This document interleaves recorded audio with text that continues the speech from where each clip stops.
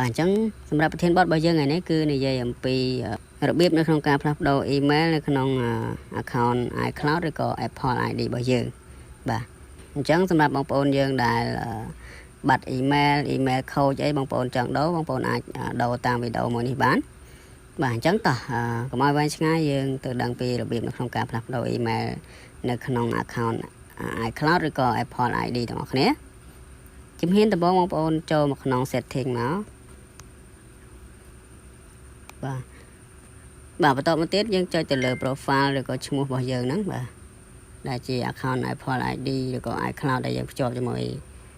ទូរស័ព្ទដៃរបស់យើងហ្នឹងបាទអញ្ចឹងយើងចុចទៅលើ profile ឬក៏ឈ្មោះរបស់យើងមកអូខេបន្ទាប់មកយើងចុចទៅលើពាក្យថា sign in and security បាទលេខរៀងទី2បាទមកដល់ត្រង់ចំណុចនេះបងប្អូនកន្លែងមើលខាងលើប្រកាសជាឃើញ email ចាស់របស់យើងហើយ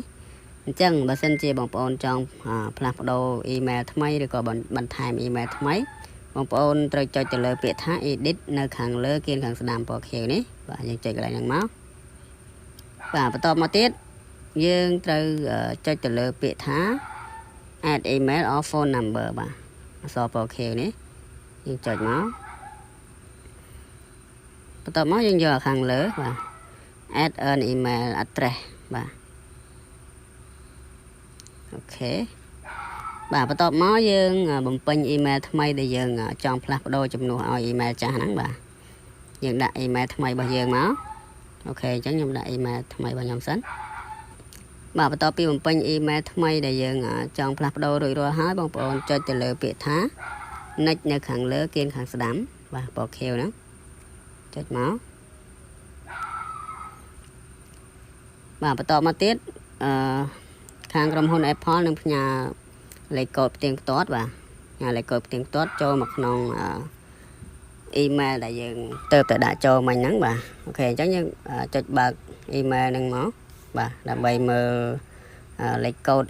ដែលជាលេខកូដសម្រាប់ផ្ទៀងផ្ទាត់ថាយើងពិតជាម្ចាស់ email មួយនឹងពិតប្រាកដមែនឬក៏អត់អញ្ចឹងណាបាទ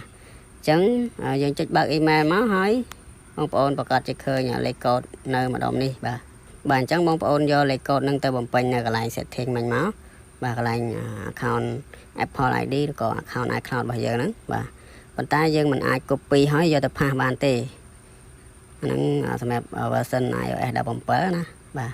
ចំពោះ iOS ក្រោមហ្នឹងទៀតខ្ញុំក៏អត់ដឹងដែរបាទដោយសារតែខ្ញុំ copy ហើយយកទៅផាសវាអត់កើតទេអញ្ចឹងបងប្អូនចំណាំលេខទៅបាទ6ខ្ទង់ហ្នឹងមានលេខអីខ្លះ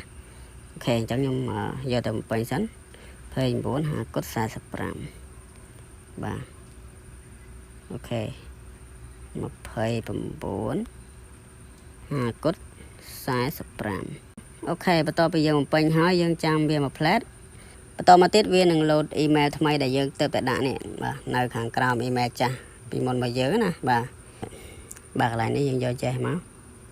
អូខេអញ្ចឹងបើសិនជាបងប្អូនចង់លុប email ចាស់ចោលបងប្អូនត្រូវចុចទៅលើពាក្យថា edit មិញមកបាទ edit ដដែលនៅខាងលើគេខាងស្ដាំពណ៌ខៀវនេះបាទចុចមកបន្ទាប់មកវានឹង load សញ្ញាដកនៅខាងមុខ email ទាំងពីរហ្នឹងណាអញ្ចឹងយើងចុចទៅលើសញ្ញាដកហ្នឹងមកបងប្អូនចង់លុប email មួយណាបាទបងប្អូនប្រកាសជាចង់លុប email ចាស់ចោលហើយអញ្ចឹងបងប្អូនគ្រាន់តែចុចសញ្ញាដកនៅពីមុខ email ចាស់ដែលយើងចង់លុបហ្នឹងមកបាទយើងចុចសញ្ញាដកពណ៌ក្រហមហ្នឹងអូខេបន្តមកទៀតយើងចុច delete កន្លែងនេះយើងចុចទៅលើពាក្យថា choose another email បាទចាំវាមកផ្លែតបាទហើយយើងវាយលេខកូដដោះសារមកលេខកូដចាក់សារអេក្រង់របស់យើងណាបាទចាំមកផ្លែតបន្តមកទៀតដល់កន្លែងនេះបងប្អូនត្រូវបំពេញ email ថ្មីដែលយើងទៅដាក់ហ្នឹងណាបាទ email ថ្មីដែលយើងទៅដាក់មិញហ្នឹងបាទយើងបំពេញវាម្ដងទៀតមកបាទបន្តមកទៀតយើងចុច continue បាទហើយយើងចាំយកលេខកូដបាទយកលេខកូដ6ខ្ទង់បាទចុចទៅលើ email ដែលគេផ្ញើហ្នឹងមកបាទនៅខាងលើគេនេះបាទចំពោះកន្លែងនេះបើសិនជាបងប្អូនចុចបើកមកឃើញ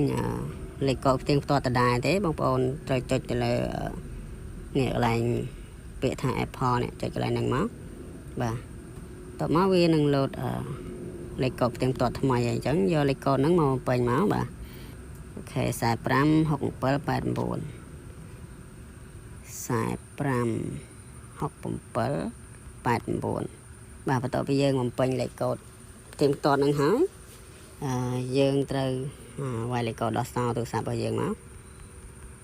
តមកយើងចាំវាមកផ្លែទៀតអូខេនេះគេដាក់ថា your Apple ID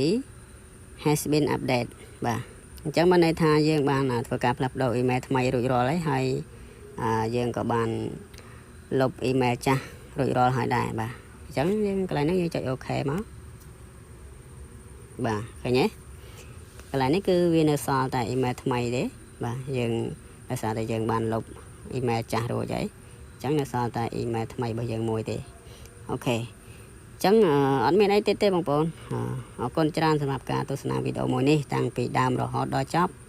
ហើយបើសិនជាបងប្អូនមានជាចម្ងល់អត់យល់តាមអត់ទាន់ត្រង់ចំណុចណាមួយបងប្អូនអាច comment សួរនៅខាងក្រោមវីដេអូបាន